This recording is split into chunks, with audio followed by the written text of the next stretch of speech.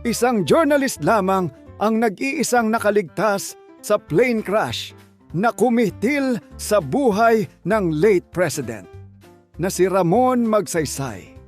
Noong 1957, bumagsak ang eroplanong sinasakyan ni Pangulong Magsaysay sa Mount Manunggal sa Cebu. Sa 26 na sakay, 25 ang pumanaw at ang nag-iisang survivor ay isang journalist na ang pangalan ay Nestor Mata. Ayon sa kwento niya, nagising siya sa gitna ng bundok. May sunog na wreckage at sumisigaw siya ng Mr. President, Mr. President. Pero walang sumasagot.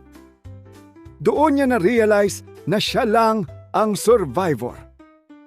Pumanaw si Nestor noong 2018, mahigit 60 years matapos niyang makaligtas sa aksidente. Sa history, minsan isang tao lang ang natitira para ikuwento ang buong pangyayari.